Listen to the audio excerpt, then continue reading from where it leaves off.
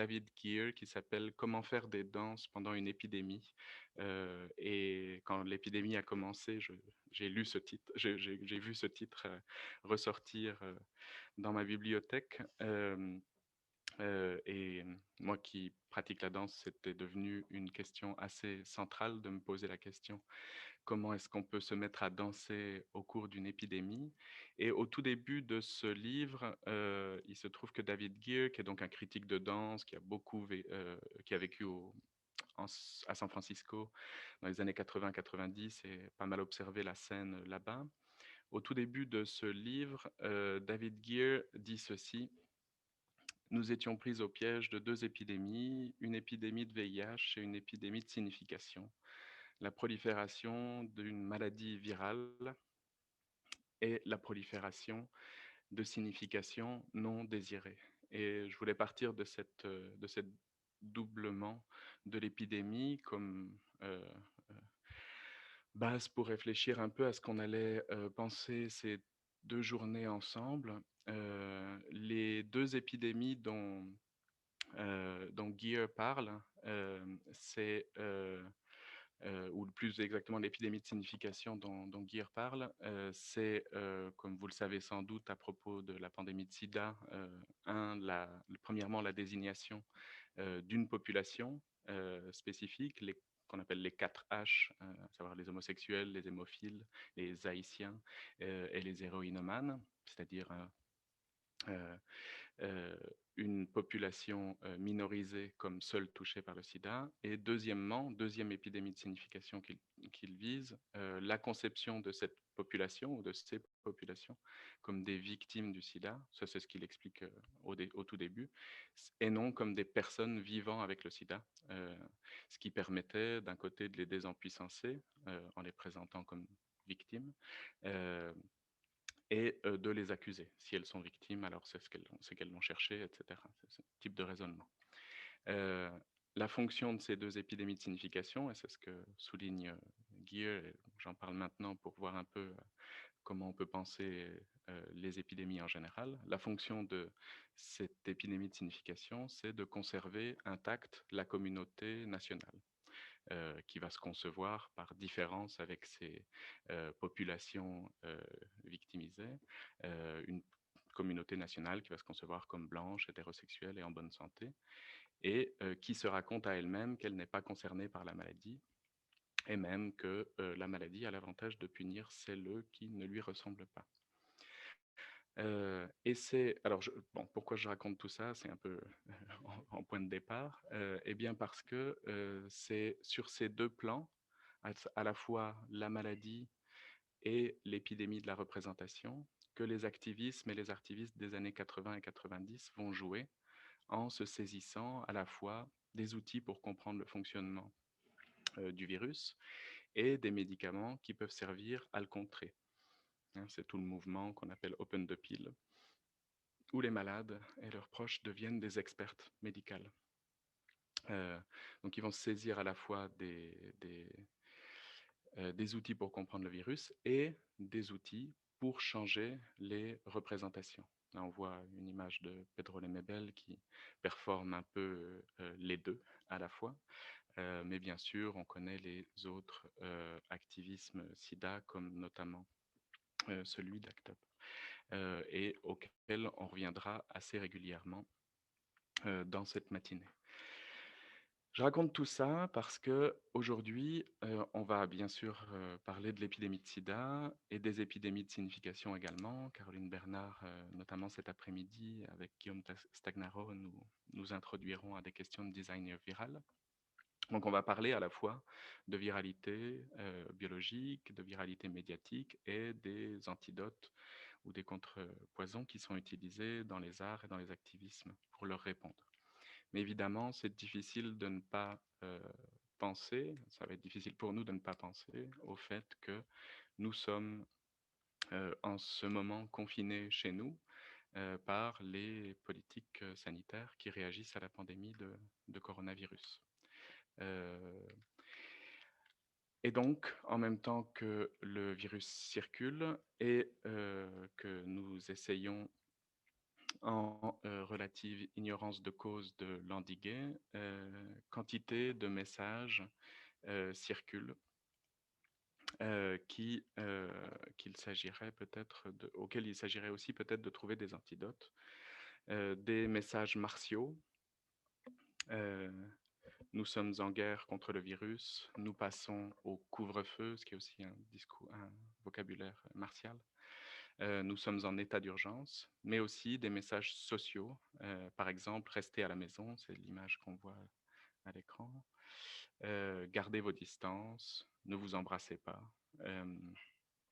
qui redéfinissent la socialité comme négation de la rencontre, ce qui s'accompagne des inévitables politiques racistes à l'intérieur de l'État, comme sur ses bords et à ses frontières. Alors, à côté de cette viralité-là, et sans vouloir du coup trop plomber notre morale à tous, il y a d'autres messages qui foisonnent de manière aussi virale, qui se multiplient dans les espaces que nous habitons.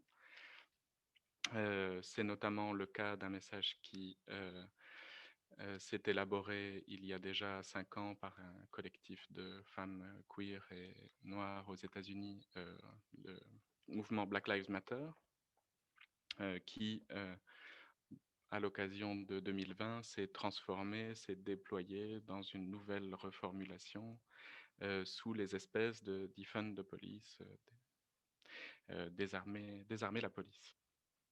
Il y a bien sûr un autre, et je m'arrêterai là pour pas obérer le temps. Il y a bien sûr un autre hashtag ou une autre viralité qui a beaucoup circulé, c'est celle de MeToo, qui a précédé la pandémie, mais qui s'y réactive également sous la forme de la 4e vague du féminisme international, et qui, comme on le voit sur cette affiche qu'on pouvait voir à la manifestation du 8 mars dernier à Marseille,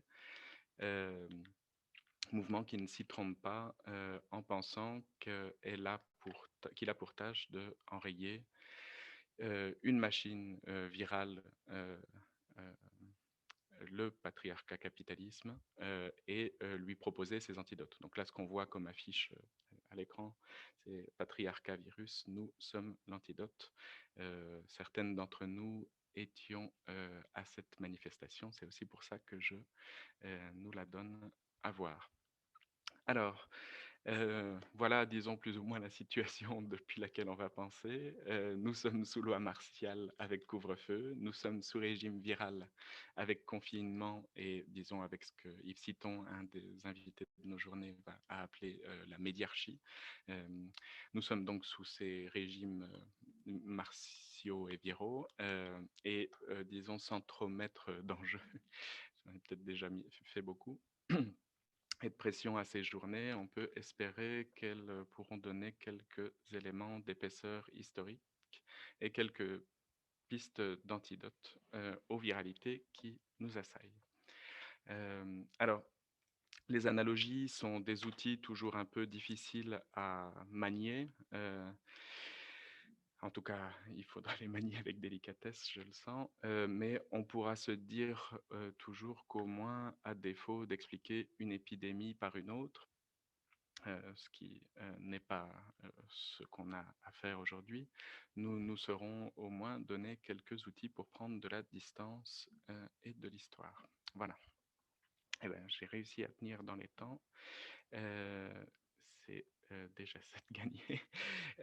Et je passe immédiatement du coup la parole à Elisabeth Lebovici, comme annoncé, notre première invitée, pour dire quelques mots d'Elisabeth, qui est docteur en esthétique, critique d'art, et notamment l'autrice d'un livre très essentiel que je montre également, le placement de produits continu à l'écran, Ce que le sida m'a fait, art et activisme à la fin du XXe siècle, publié chez JRP Ringier. Et voilà, pour dire aussi que son travail, bien sûr, excède ce livre. C'est son engagement dans les féminismes et dans les activismes queer depuis les années 80 voilà, sont un guide précieux, notamment avec son blog Le Bovis, pour pister la manière dont les pandémies et les activismes SIDA ont changé les manières de faire de l'art dans les dernières décennies. Donc, je suis particulièrement heureuse de l'accueillir et qu'elle nous ouvre le bal. Et donc voilà, Elisabeth, c'est à toi.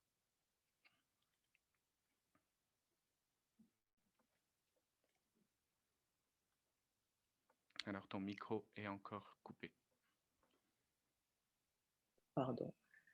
Merci beaucoup pour cette invitation. Vous m'entendez? Que je trouve très excitante, très intéressante. Je crois que je vais exactement suivre la parole d'Emma, hein, du début. J'ai envie justement de parler de viralité, mais d'une viralité un peu activiste, on pourrait dire, de viralité activiste. Voilà, j'ai envie de parler de viralité activiste, c'est-à-dire j'ai envie aujourd'hui de mettre en lien les revendications du groupe de Denver, hein, les principes de Denver étant, on va en reparler, le document de base du mouvement d'agentivité des malades et le travail de Félix González Torres, et puis un certain nombre de performances dans le monde du travail d'aujourd'hui, en particulier dans le monde du travail de l'art. Alors, évidemment, d'abord, situer ma réflexion sous la bannière de Greg Bordovitz, qui est une personne vivant avec le VIH-Sida depuis les années 80, qui est activiste, qui a été très important, hein, pour un certain nombre de réflexions, notamment au sein de l'activisme SIDA, et qui est aussi artiste et poète. Et c'était son exposition, sa première exposition rétrospective, en l'occurrence à Chicago en 2019-2020, s'appelait I Want to Be Well, je veux aller bien, et se présentait sous la bannière The AIDS Crisis is Still Beginning. Bon, c'est situer ma parole d'aujourd'hui. Bien entendu, dire que la crise du sida, l'épidémie du VIH-Sida, qui a fait près de plus de 35 millions de morts, continue au sein de l'autre épidémie, l'épidémie du coronavirus, mais dire aussi que ce n'est pas seulement le sida qui continue, c'est ce qu'on appelle crise. Je pense qu'Yves Citon nous en parlera beaucoup plus et de façon beaucoup plus intelligente que moi demain, mais qu'est-ce que c'est que la crise, hein? Sinon, une sorte de temps hors du temps qui est un petit peu notre quotidien aujourd'hui, hein, cette idée dont parlait Emma aussi beaucoup mieux que moi, cette espèce d'idée d'un état d'exception permanent. Et, l'idée que finalement la crise est quelque chose qui devrait se penser comme quelque chose de non fermé, de non bordé, hein, et dire que la crise du sida est terminée, ce serait faire avec une seule histoire, une seule géographie de l'épidémie du sida, qui serait blanche, occidentale, et qui serait aussi patriarcale, avec ce que Emma racontait, c'est-à-dire la conversion de pratiques en personnes, et finalement les débuts de l'épidémie isolant 4 groupes, les 4 H, et du coup déterminant aussi des personnes à repousser, mais aussi qui vont pouvoir devenir les activistes. Donc, voilà, pour essayer de situer les choses. Je veux mettre donc, je vous ai dit, en lien les revendications du groupe de Denver et un certain nombre d'activismes artistiques.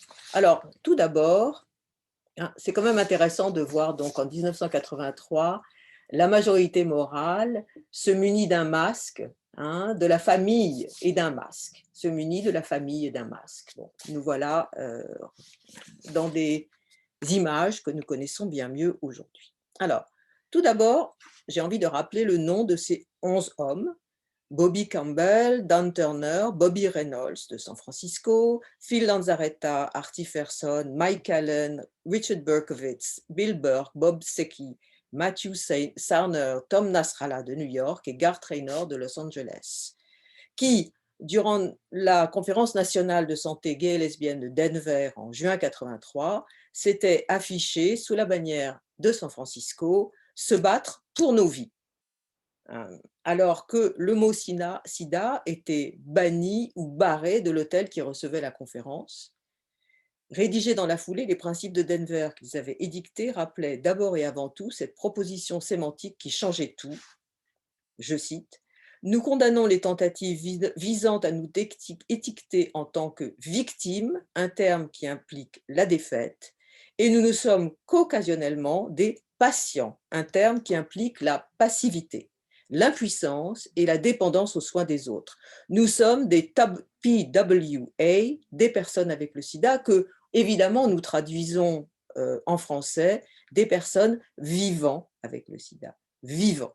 La vitalité, me semble-t-il, est la part active de cette proposition sémantique qui changeait tout.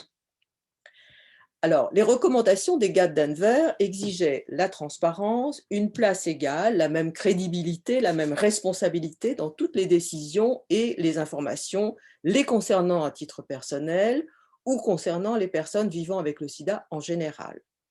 Donc, elles composaient quelque chose qui s'articulait entre le je et le nous.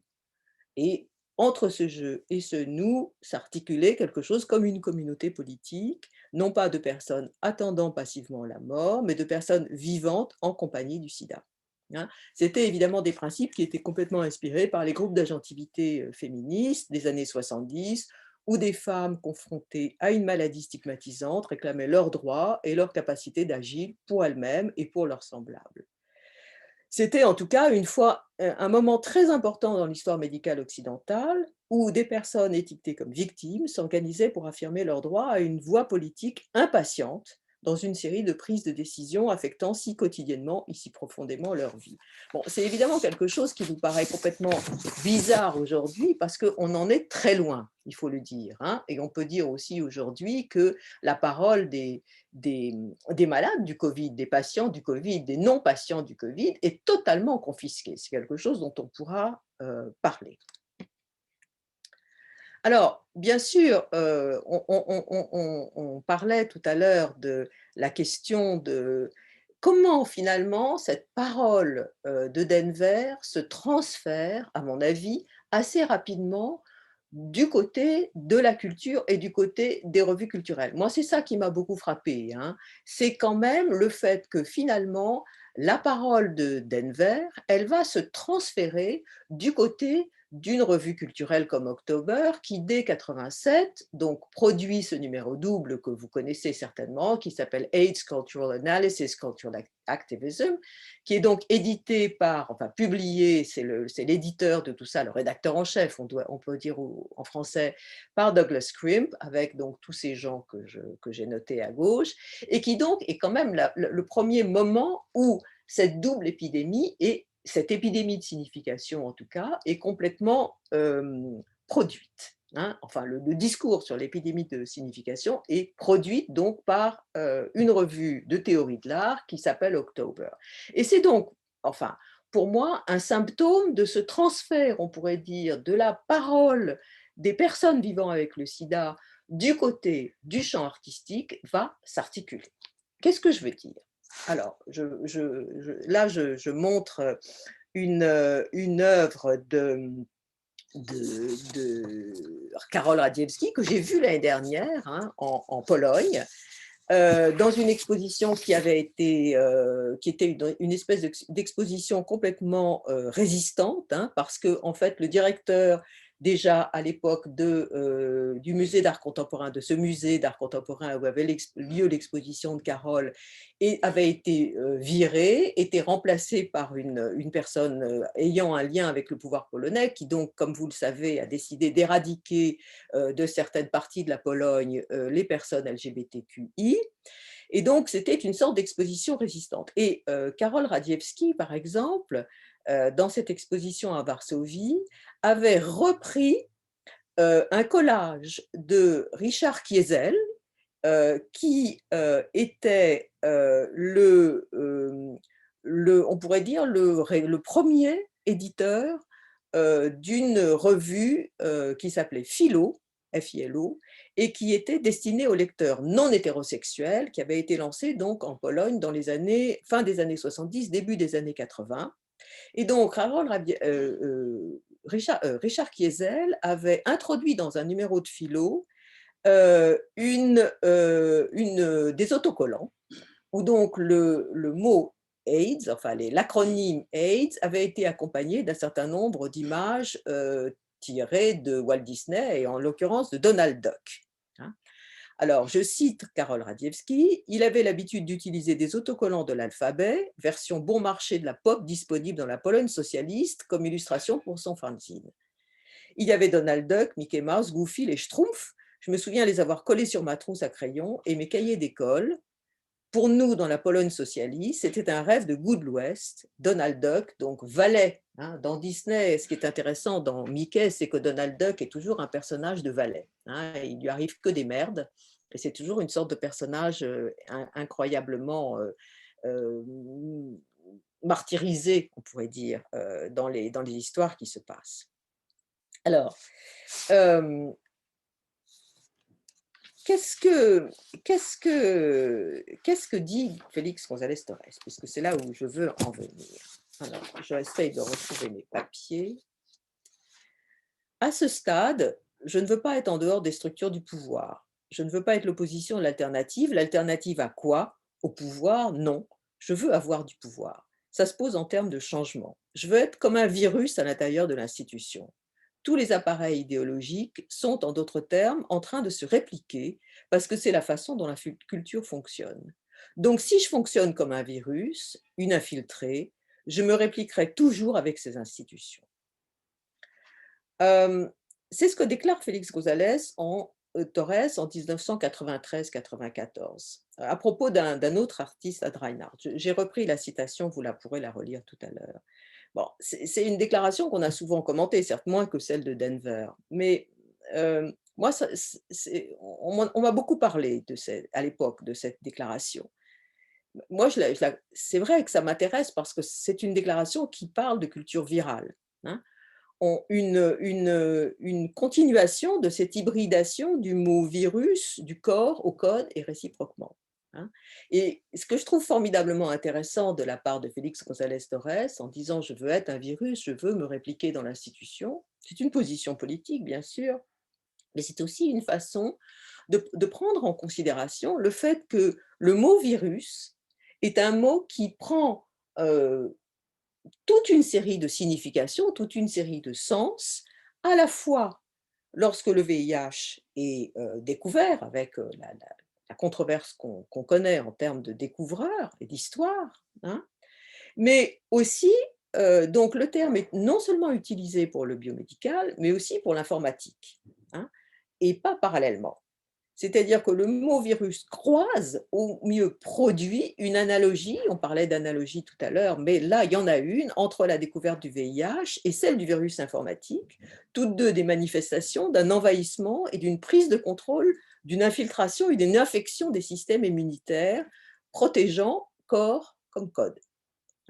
D'ailleurs, ce qui est intéressant, c'est que le premier virus qui atteint un système informatique universitaire, je crois du côté de la Pennsylvanie, s'appelle PC-AIDS. Ce n'est pas pour rien. Et d'ailleurs, au même moment, avec son manifeste cyborg, Donna Haraway fusionne, là aussi, le corps et le code. Bref, il y a cette histoire, il y a là où Félix González intervient en disant « je veux être un virus », lui qui est séropositif par ailleurs, c'est ce moment où il y a une culture du virus, hein, qui se développe, les années 80-90, 1980-90, et évidemment, cette virus culture produit évidemment tout ce qui va avec, c'est-à-dire la peur, la panique, la paranoïa, la phobie qui se diffuse à proportion dans le corps social. Alors, qu'est-ce que ce type de travail nous apprend? Bloodworks. Alors voilà, 93 et une version un peu plus optimiste, 89. Alors, il n'y a pas de morale, hein. Il n'y a pas de stigmatisation, il n'y a pas d'éorisation dans ces travaux. Ce sont des œuvres à la fois sérielles et répétées, à la fois abstraites, où une ligne crée une diagonale plus ou moins droite ou plus ou moins courbe sur une grille, hein, et des graphiques faisant référence à un document médical. On disait le corps et le code, voilà encore le corps et le code qui sont assemblés finalement dans ces dessins. Ce n'est ni une opposition, ni une alternative. Il ne s'agit pas de deux éléments binaires. Il ne s'agit pas de binarité. De façon binaire, non binaire, justement, ils sont intimement mêlés, même lorsqu'il y a deux graphiques, par exemple ici en 89, qui montrent une courbe ascendante et descendante sans qu'on puisse choisir. Alors, la première série, évidemment, peut se lire comme une série de descentes, hein, liées à la chute des T4, qui sont le marqueur à l'époque de l'entrée dans la phase SIDA. Alors, ce qui est intéressant, c'est que face à ces graphiques, nous les lisons peut-être sans les comprendre, mais nous savons qu'ils valent pour un corps malade réduit à l'état de code, réduit à l'état de graphique et de signe. Ce que nous dit, me semble-t-il, Félix González Torres, c'est « je ne veux pas être un héros, je veux être un virus ».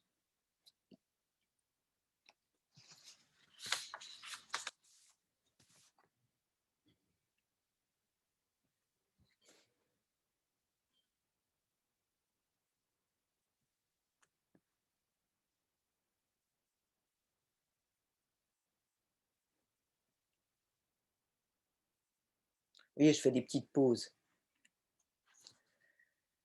Refus de reproduire mimétiquement le corps. Miroir sans miroir.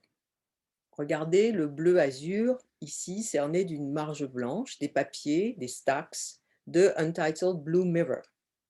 Il n'y a pas de miroir pour l'identification. Il n'y a pas d'identification possible avec ces miroirs. Que le bleu layette, qui est cerné de blanc, qui constitue le bleu du ciel, le bleu layette aussi.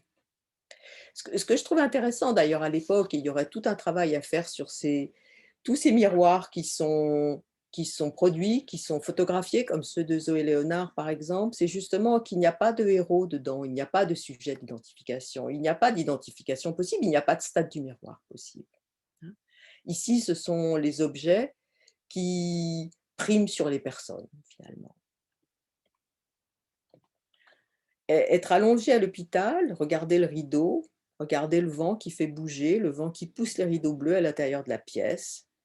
Il y a là toute une puissance d'évocation du lit, d'être au lit, d'être malade, d'être bien portant. C'est là où on gît, c'est là où on fait l'amour parfois. Ici, les mouvements des voilages bleus font aussi l'effet d'une caresse. Il y a tant de possibilités offertes par ces rideaux bleu pâle, plus pâles que le ciel que je vois de ma fenêtre. Le mouvement des rideaux signale également un autre mouvement, une entrée, un départ des absences, des absentes, des fantômes qui hantent l'espace silencieux. Vous avez remarqué que tous ces titres, justement, à mon avis, sont aussi l'indication finalement de cette absence d'héroïsme du travail de Félix González Torres. Toutes les œuvres, ou presque toutes les œuvres de Félix González Torres sont appelées sans titre. Et puis, il y a quelque chose entre parenthèses qui donne une indication. Et en fait, ça déploie, à mon avis, toute la part latente sous laquelle se déploie la stratégie artistique de Félix González Torres, qui consiste à déployer des affects, des émotions, une forme poétique pour déjouer le contrôle social et le gouvernement des corps, des subjectivités et des sexualités par les biopouvoirs, censure qui s'exerce en l'occurrence sur les images. Il se trouve que Félix González Torres fait son travail en plein milieu d'une guerre culturelle où les images elles-mêmes sont supposées être virales. Interdire les images qui figurent notamment des scènes sexuelles, en particulier homosexuelles. Au contraire, González Torres propose de viraliser les institutions, c'est-à-dire d'intervenir dans des structures de pouvoir, moins celles du tribunal ou de l'Assemblée nationale que celles du musée. Comment voulez-vous interdire un rideau? Alors évidemment, on connaît peut-être mieux ces œuvres sans titre. Par exemple, celle-ci, Portrait de Ross à LA. On est, comme vous le savez, confronté à un déversement de bonbons colorés, Fruit Flasher, qui étaient supposément les bonbons préférés de son défunt amant Ross Laycock. La pile au début de l'exposition pèse 175 livres, le poids de Ross valide. Les spectateurs tristes sont invités à prendre et à manger ces bonbons. Le poids diminue et la pile disparaît lentement, reflétant ainsi la lente diminution du corps de Ross à la fin des années 80. L'acte de prendre les bonbons, de les manger, est donc représenté de façon figurative dans la pièce, par les corps des spectateurs tristes, des gardiens, des gardiennes de toute l'institution. Il y a à la fois ce côté cannibale mortifère, mais également une forme d'espoir et de régénération, puisque l'artiste a stipulé par contrat que l'œuvre sera fabriquée pour chaque exposition, car elle est prise en charge par quelqu'un qui va payer non pour son héroïsme personnel, mais pour reproduire, c'est-à-dire pour réaliser, pour viraliser l'œuvre pour le public. Je cite Félix González-Torres, « Sans public, ces œuvres ne sont rien. J'ai besoin du public pour achever mon travail. Je demande au public de m'aider, de prendre certaines responsabilités, de s'intégrer à mon travail, de participer. Vous êtes viralisé par l'œuvre, à vous d'agir. » Ce qui est fantastique aussi, je trouve, dans le travail de Félix González-Torres, c'est à quel point, finalement, on peut le viraliser, on peut le penser aussi. Voilà, tous ces stacks, toutes ces piles comme ça, ben, on n'est pas loin des socles, on n'est pas loin des socles sans statut d'aujourd'hui. C'est-à-dire, qu'est-ce que dit finalement le travail de ces artistes des années 90, 80? Il est de dire à vous d'agir. Voilà, je ne veux plus faire mon métier comme avant, je ne veux plus être un artiste comme avant, je ne veux plus être un auteur à l'âge où on nous a dit depuis longtemps, évidemment, la citation de Félix González-Torres que je faisais, c'est directement inspiré par la mort de l'auteur de Roland Barthes, sans public, ses œuvres ne sont rien. La mort de l'auteur doit se payer de la naissance du lecteur, disait Barthes.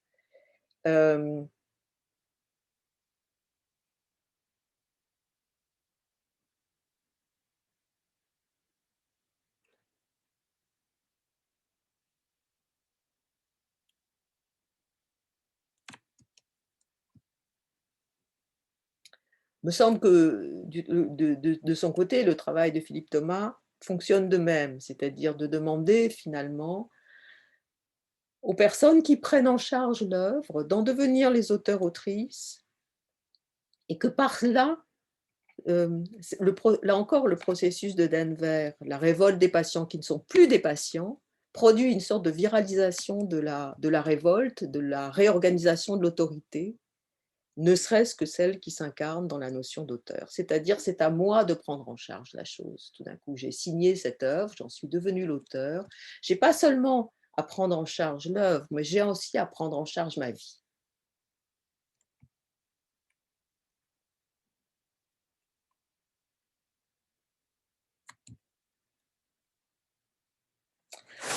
Alors, janvier 2020, les avocats balancent leur robe à la gueule de Nicole Belloubet. Les profs balancent leur manuel scolaire à la tronche de Jean-Michel Blanquer.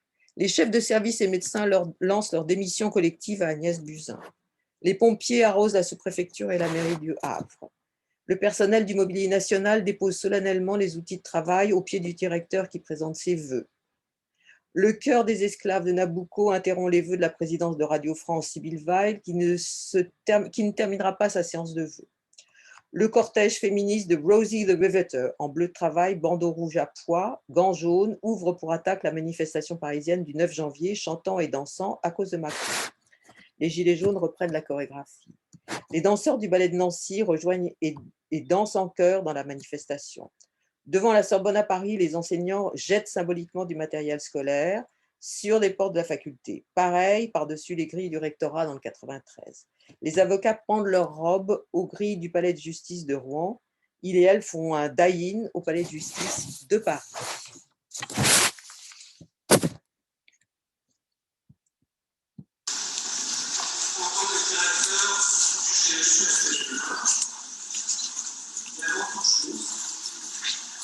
Permettrait de vous adresser les vœux personnels les plus chaleureux pour cette année 2020.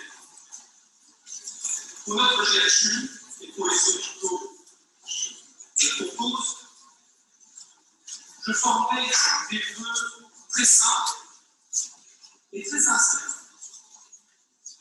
Que 2020, mesdames et messieurs, soit plus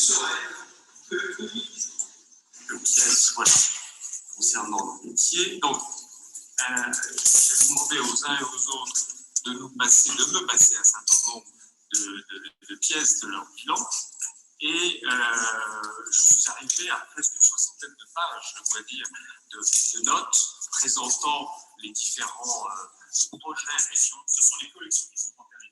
La réserve Perret est devenue un showroom où les pièces patrimoniales peuvent faire des manipulations diverses et variées des installations pour de tels événements. Nous vous signifions aussi que les... 1, 2, 3.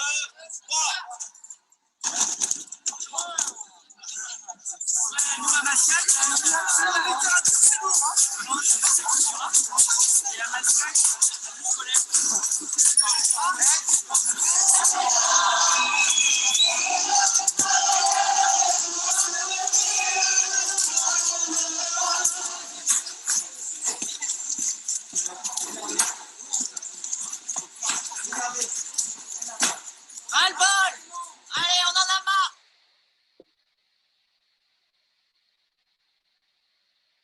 Alors, je pourrais continuer les travaux, etc., etc., etc.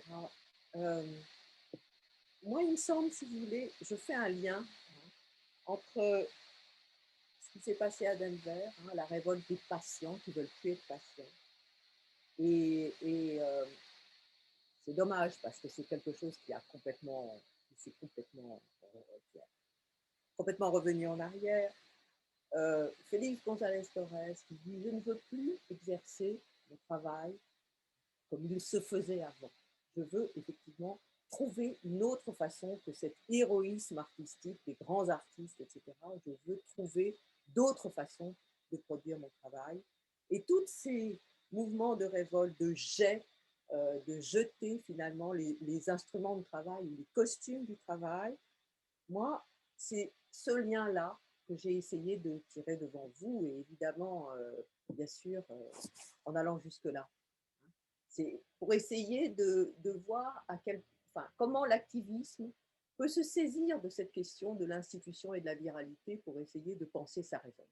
Voilà, c'est ce que j'ai essayé de développer ici, de façon très naïve, en sachant qu'il y a beaucoup de retours en arrière et qu'effectivement, il ne suffit pas de jeter ces instruments de travail pour faire la révolution, mais quand même, j'ai voulu essayer de lier ou de lire une sorte de ferment d'espoir dans cette petite mise en place que j'ai voulu vous proposer. Voilà.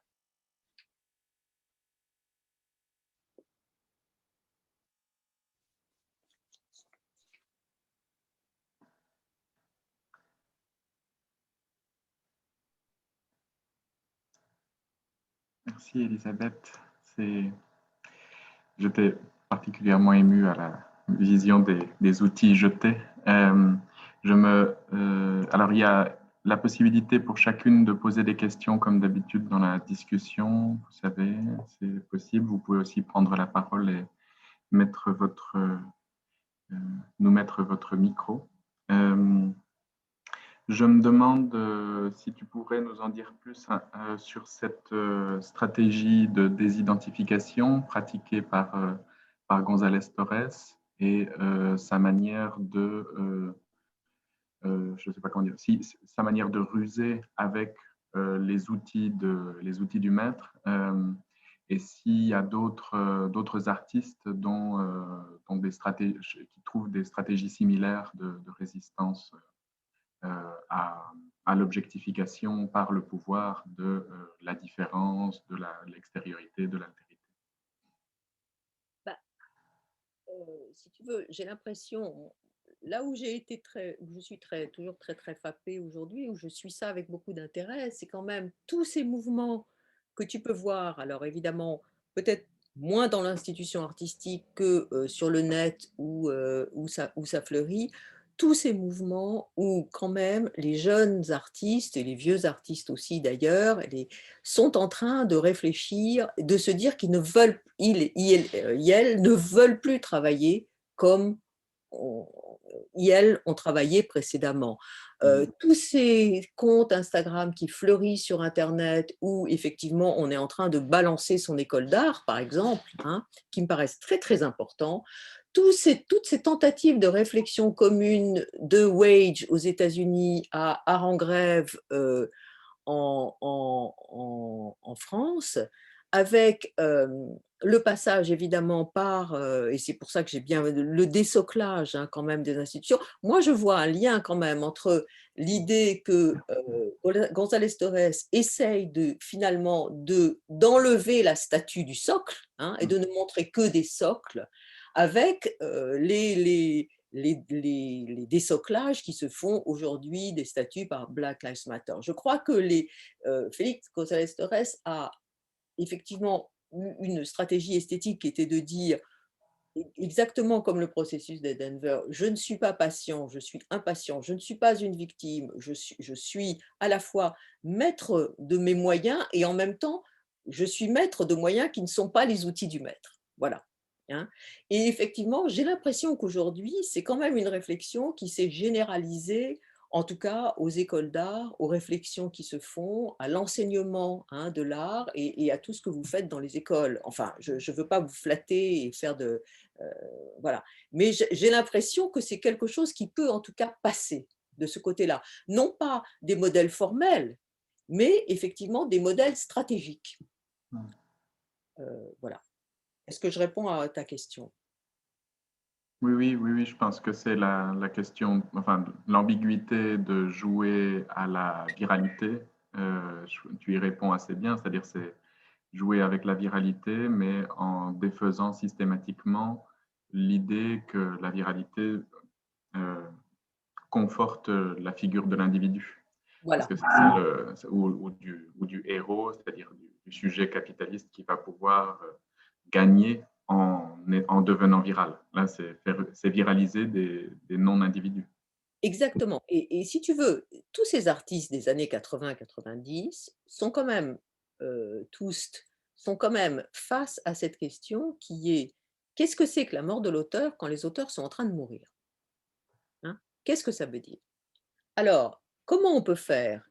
C'est une partie que je n'ai pas tellement développée, je la développe ailleurs, mais j'aurais dû la développer, qui est que la seule solution pour penser justement la mort de l'auteur à l'époque où les auteurs meurent, c'est de penser la relation aux autres. Hein. C'est-à-dire de faire qu'il y ait des personnes qui prennent en charge, non pas qui prennent en charge cette fonction de l'auteur, comme disait Michel Foucault. Et donc qui, sans devenir des héros, là encore, ou des auteurs au sens plein du terme, justement, prennent en charge quelque chose. C'est la question de la transmission et de l'héritage, finalement, hein, qui se trouve posée d'une façon, on pourrait dire, la moins capitaliste possible, hein, ou voilà, la moins familiale possible, en tout cas, la moins patriarcale possible. Voilà, j'ai l'impression que c'est cette question-là à laquelle se sont heurtés ou à laquelle se sont confrontés un certain nombre de stratégies artistiques des années 80-90. Hein. Comment transmettre? Comment transmettre de façon non patriarcale? Alors, sinon, en édictant un certain nombre de refus et en chargeant les autres, voilà, une communauté de gens, de de s'autonomiser et de se révolter elles-mêmes ou eux-mêmes. Voilà. Et il me semble que c'est ça que fait Félix González Torres, enfin j'espère, et bien d'autres. Hein. C'est-à-dire de penser effectivement sa propre déshéroïsation, sa propre désidentification, pour effectivement charger d'autres de continuer ce travail. Voilà, c'est ma version optimiste. C'est drôle, ça me permet de penser, je continue mon placement, ça me permet de penser à nouveau frais le me de ce que le sida m'a fait, qui est une manière, parce que le moi de ce que le sida m'a fait n'est pas moi, Elisabeth Lebovici, mais en fait tout un tas de sujets qui sont modifiés par le sida. Et j'ai l'impression que là, ce que tu dis, c'est que ce que le sida a fait aux pratiques artistiques, c'est d'enlever, pour un certain nombre d'entre elles, le moi comme centre pour le substituer au nous ou à des formes de collectivité, enfin en tout cas des formes d'autorisation de la parole collective. Il me semble, et peut-être le vous, tu vois, qui est oui, ou le toit, tu vois. Mmh. Oui, exactement, c'est exactement ça et qui est aussi de viser un vous, un toi qui est à toi, vas-y, prends quelque chose, enfin voilà, à toi, vas-y. Mmh. Mmh. C'est-à-dire voilà, c'est une version un petit peu utopique parce que je sais aussi que tout ça n'arrête pas de se refermer et que les forces contraires sont tout à fait présentes et à l'œuvre. Enfin, je ne vais pas non plus en faire avoir un rapport utopique à ce monde et idéalisé. Mmh. Voilà. Disons, puisque le thème de ces journées, c'est viralité, euh, peut-être voilà, essayer de penser la viralité à travers ces parcours et en particulier le parcours des artistes. Bon, là,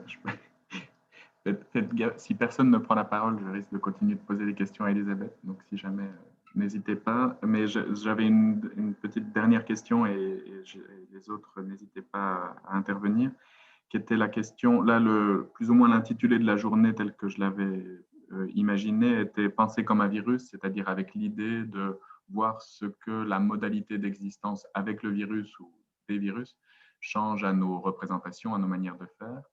Et tu as, plusieurs réflexions autour des temporalités du sida, et notamment en empruntant cette réflexion à Jack Halberstam, selon laquelle le temps sort de ses gonds avec le sida. Et je voulais peut-être t'entendre un peu là-dessus. Qu'est-ce que ça fait à notre relation au temps de vivre avec cette maladie, et peut-être aussi parce que je crois que c'est une expérience que nous faisons tous avec cette pandémie-là de coronavirus, qui est d'avoir une relation très, très complètement tranchée, hachée au temps chronologique tel qu'on pouvait l'avoir juste avant. Je pense que tout le monde doit se mélanger des choses. Et bien sûr, Paul-Emmanuel est en train de faire des signes, parce que c'est un peu ma transition, tu vois bien.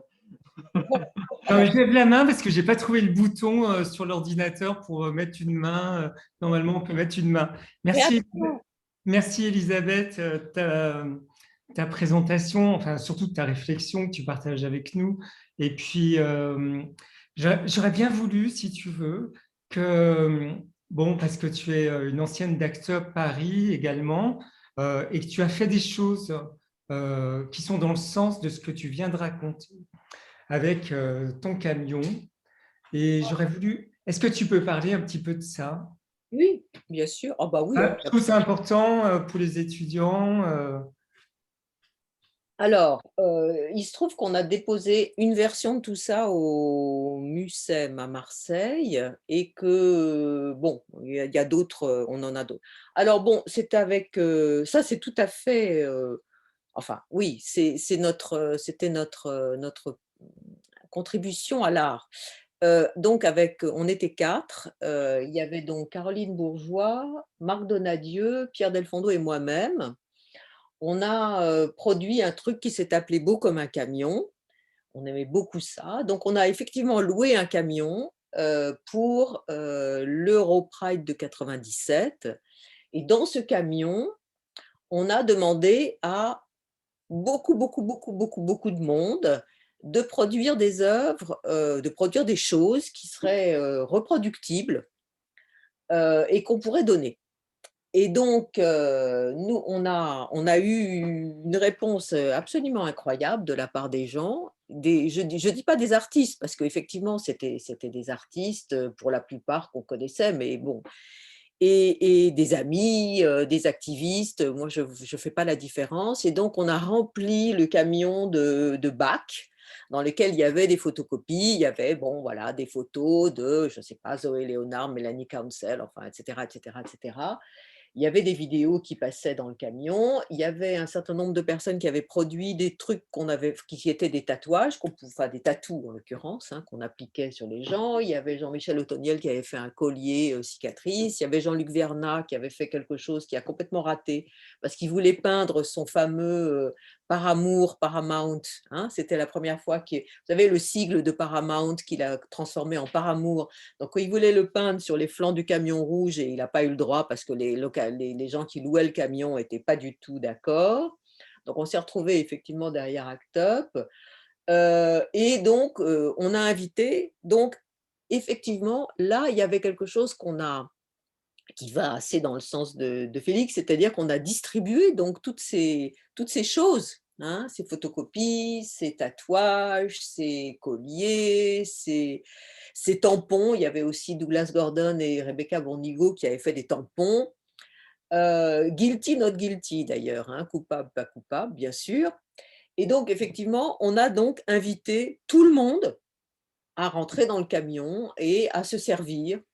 Et ça a été un moment d'exaltation formidable. Et c'est là où peut-être j'ai compris le plaisir que ça pouvait être pour des gens qui s'appellent artistes, plus ou moins, à donner des choses.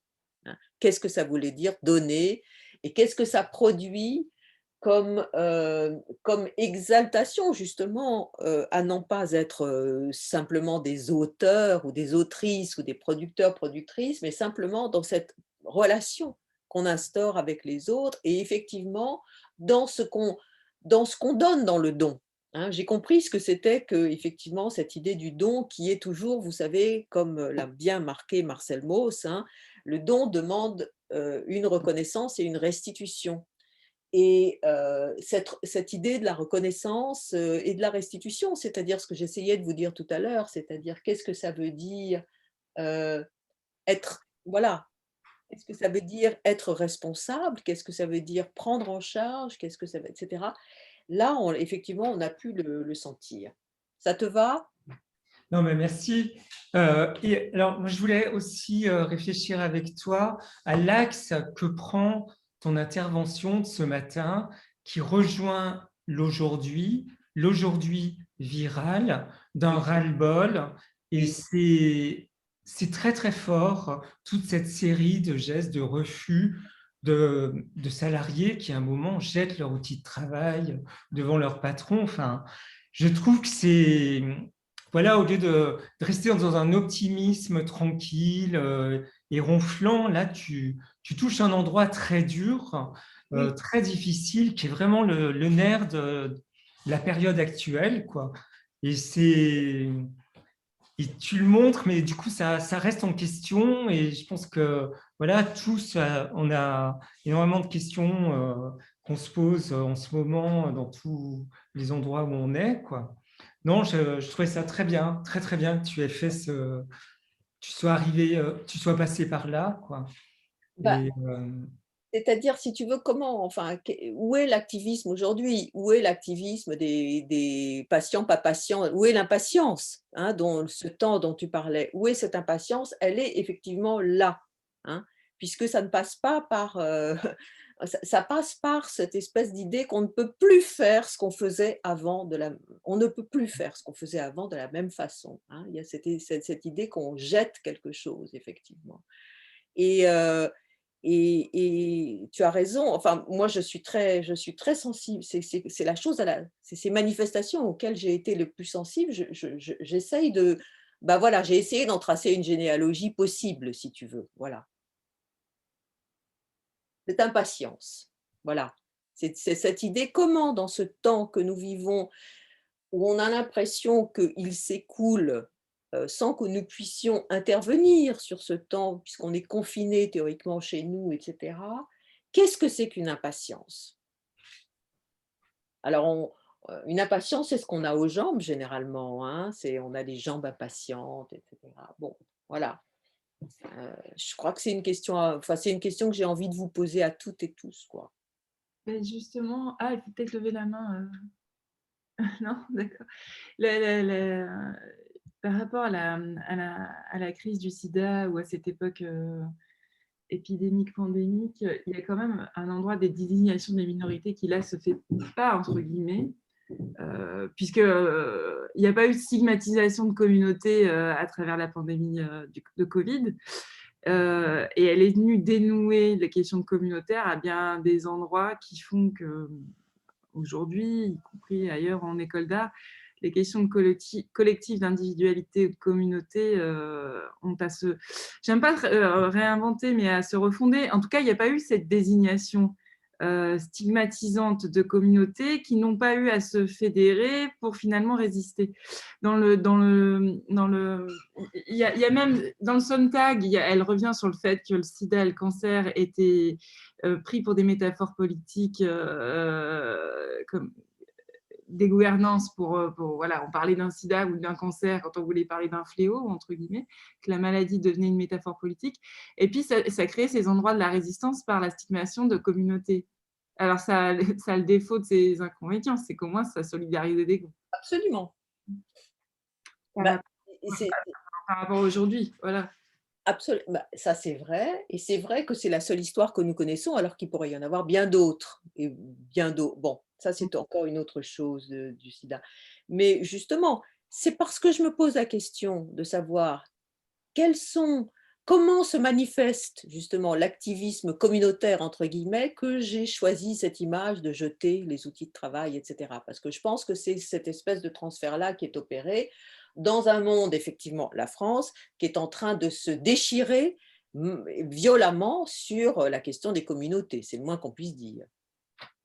Oui, mais et aujourd'hui, comment la faire exister ou les faire exister? Quand on voit simplement la question de l'occupation du FRAC PACA ou la fermeture de l'école d'Aix, ou j'imagine à Arles, on va y passer, j'en sais rien, enfin moi je suis entre les deux pays, que le FRAC PACA laisse des zones d'ouverture relativement limitées pour cette occupation-là, ce qui fait que l'endroit même du lieu commun n'existe plus dans l'endroit du partage.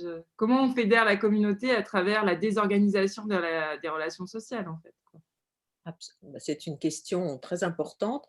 Oscar dit, par rapport au Covid, ça n'a pas été... voilà, la question, Camille et Oscar parlent des communautés asiatiques. C'est vrai qu'il y a quand même eu un certain nombre de stigmatisations avec la pandémie du Covid. Hein. Les communautés asiatiques, et on voit à quel point aux États-Unis, enfin ce que ça a donné aussi.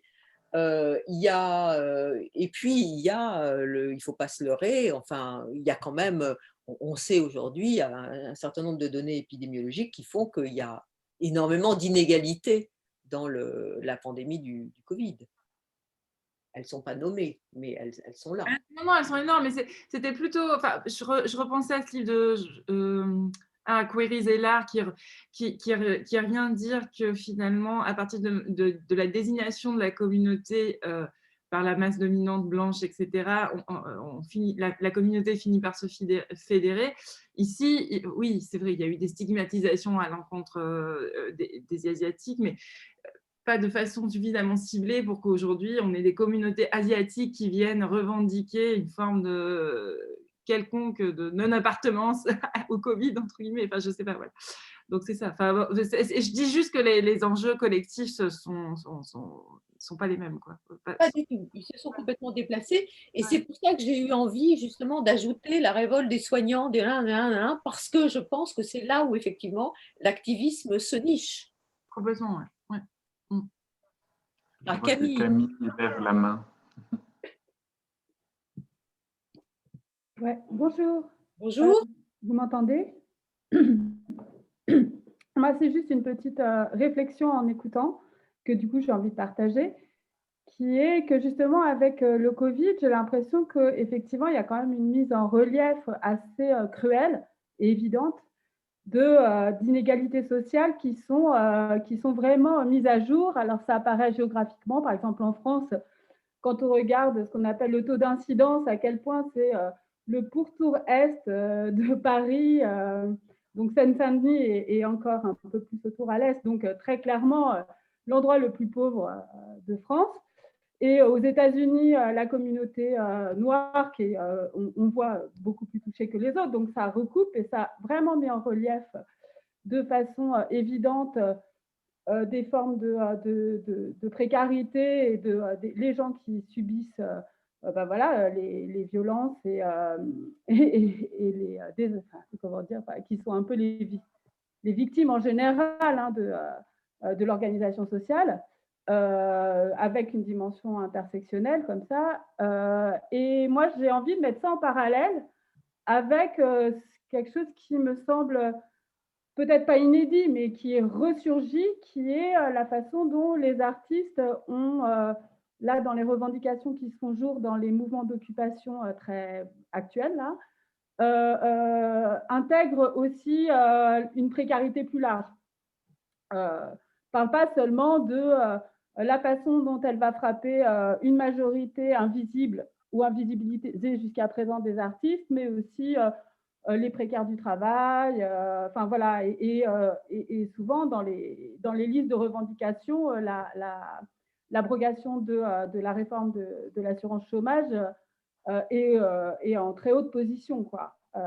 Et j'ai envie de faire un parallèle en fait entre ces deux caractéristiques qui sont vraiment du présent instantané, donc c'est difficile de mettre ça en perspective, mais voilà, c'est un partage.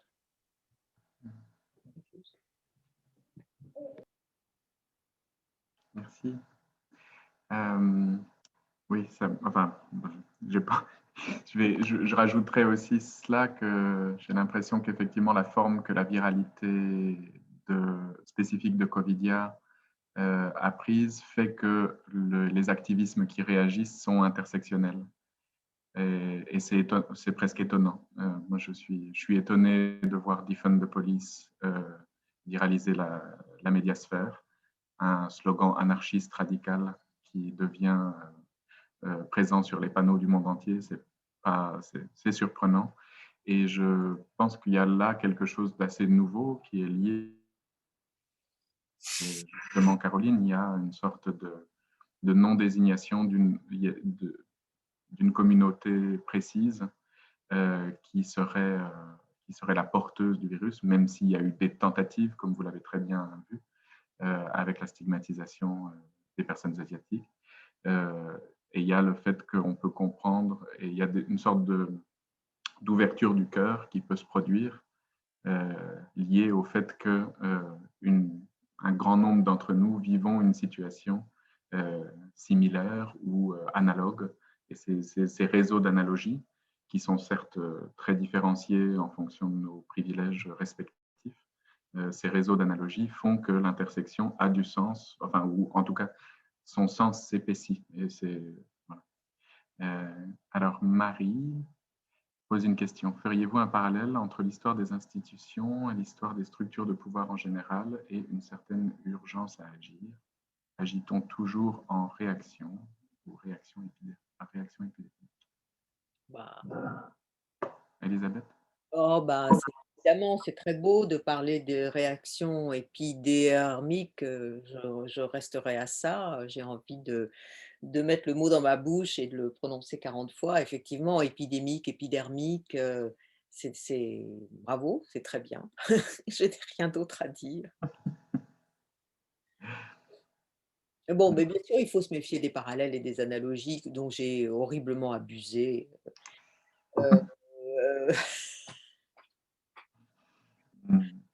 Mais voilà, il faut essayer de construire quelque chose en 20 minutes, une demi-heure, trois quarts d'heure, et dans ces cas-là, on y va avec un sécateur.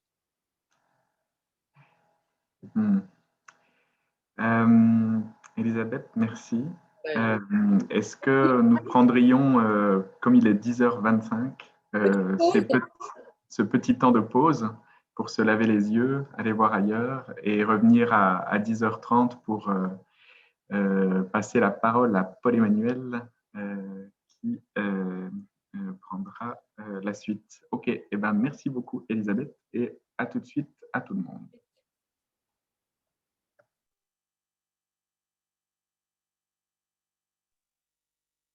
Bon.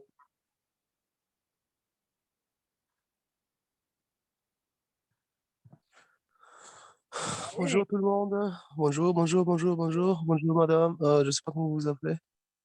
Bonjour Emma, bonjour Paul, bonjour tous les amis.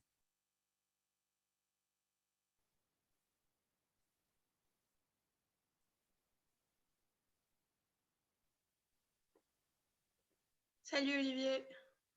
Salut, j'ai froid, Il fait froid hein, aujourd'hui. j'ai froid, j'ai froid, j'ai froid.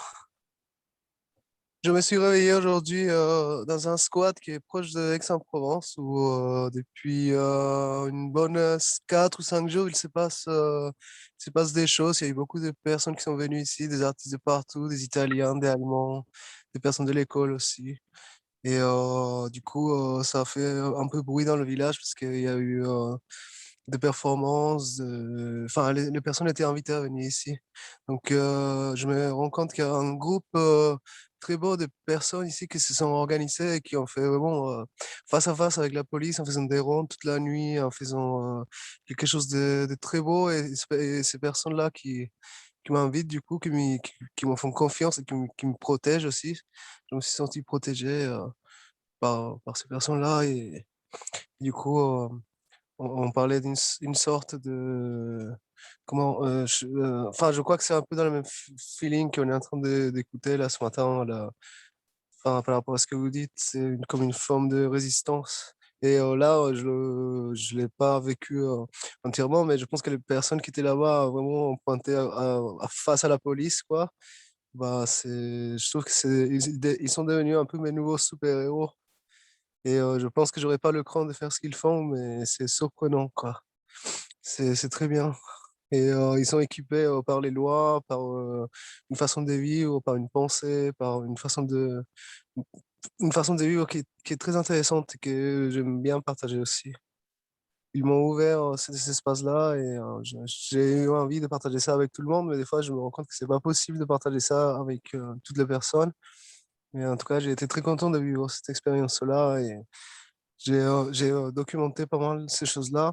Donc j'ai envie de... enfin, j'ai commencé déjà à leur demander si c'était possible, peut-être que je fasse un petit livre pour exprimer toutes ces choses que j'ai en tête, que j'ai ressenties ici. Et par rapport au coronavirus, bah, je crois que tout le monde se bat les couilles en fait de ça. On a envie de vivre autrement parce que notre choix. Enfin, je dis que je comprends que c'est leur choix, donc j'essaie toujours d'aller ailleurs pour vivre autrement. Et d'ailleurs, il y a d'autres personnes déjà qui sont parties dans d'autres pays et qui sont déjà en train de partir d'autres pays parce que aujourd'hui, il y a une décision de loi sur le lieu.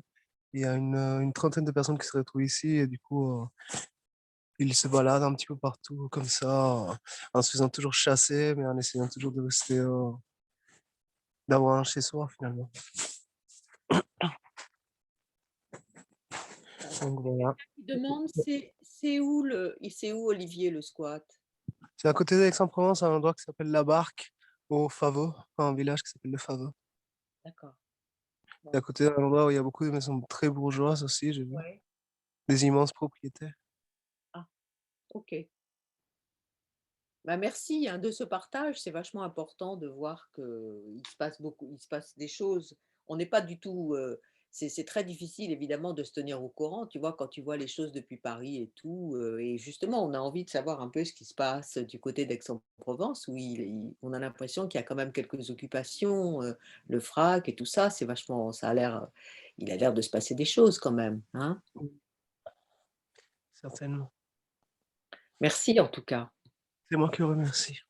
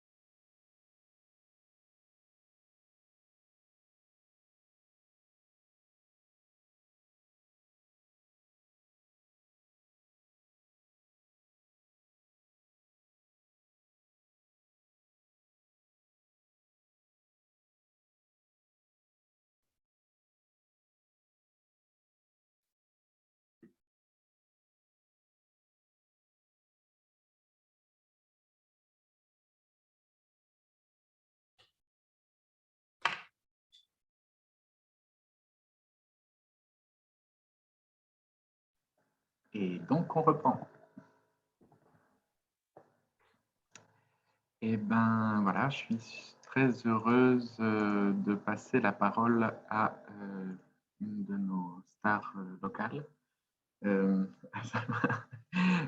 Paul-Emmanuel Audin, qui est artiste, qui est commissaire d'exposition et qui est aussi le directeur artistique de la compagnie à Marseille, que vous connaissez à peu près tous ici. Il a publié plusieurs livres, dont L'absence de livres, un livre sur Gary Hill et Maurice Blanchot, aux Presses du Réel en 2008. Il a aussi publié cette très essentielle, je continue mes publicités, l'inversion temporelle du cinéma, aux éditions Al Dante, à Marseille également. Il est professeur, comme vous le savez tous, à l'école d'art d'Aix-en-Provence.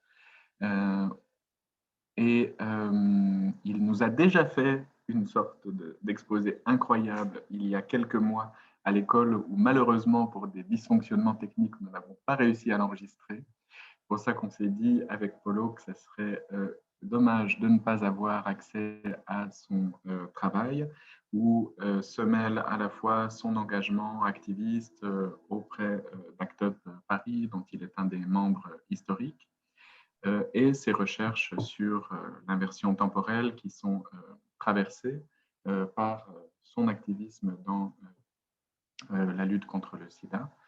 Je suis très heureuse de l'accueillir aujourd'hui et de lui passer la parole. Polo, c'est à toi. Merci Emma. Comme vous le savez, j'ai commencé à travailler sur l'envers du temps au cinéma au même moment où j'ai commencé à vivre avec le VIH, donc depuis 1990. Et dans les années 90-96, j'ai été ACT UP en même temps qu'Elisabeth.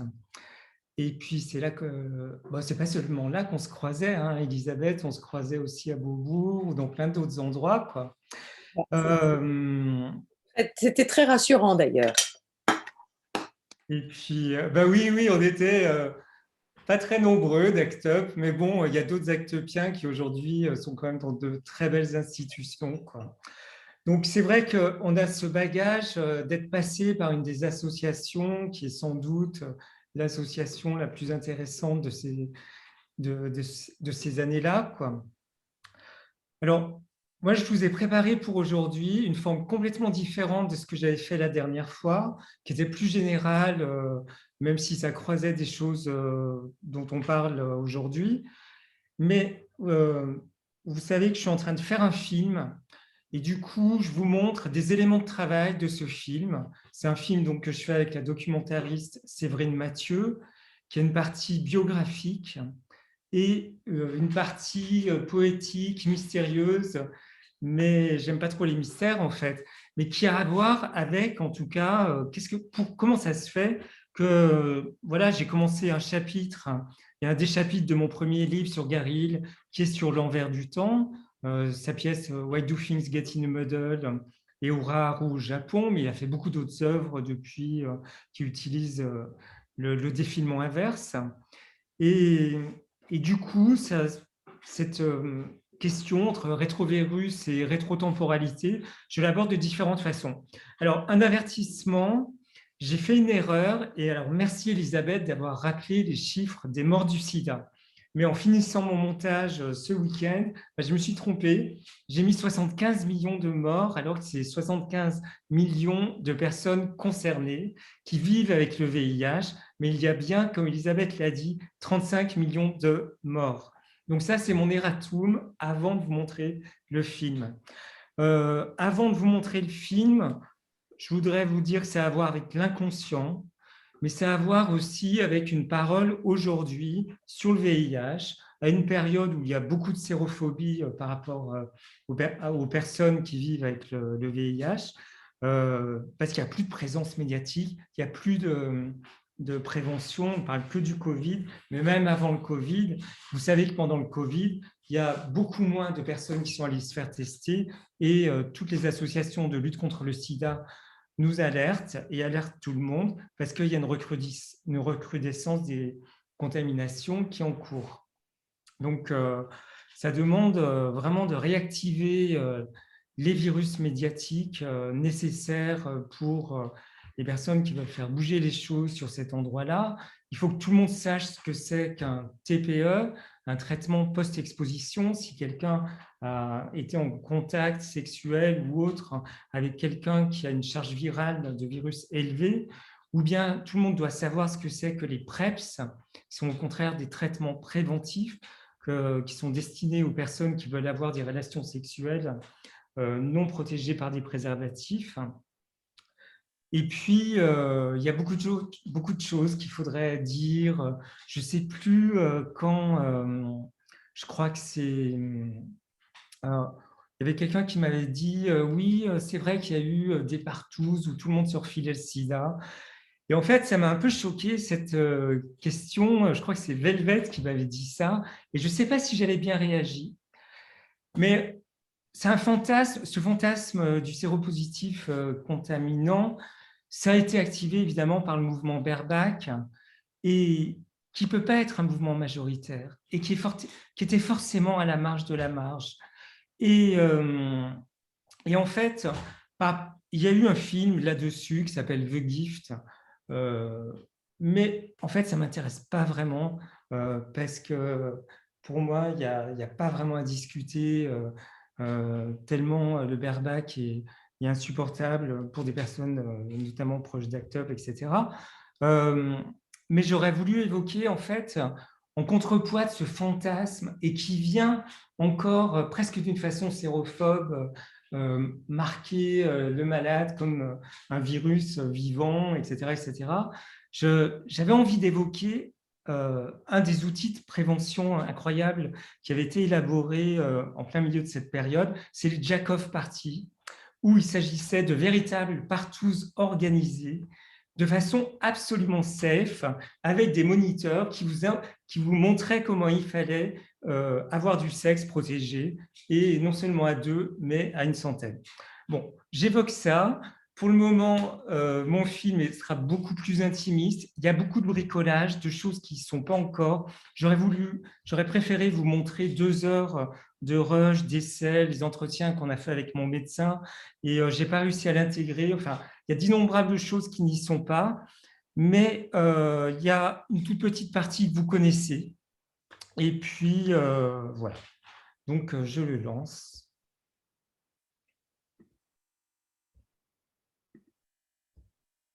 Dites-moi juste si c'est bien plein écran ou s'il faut que je fasse quelque chose pour que ça le soit.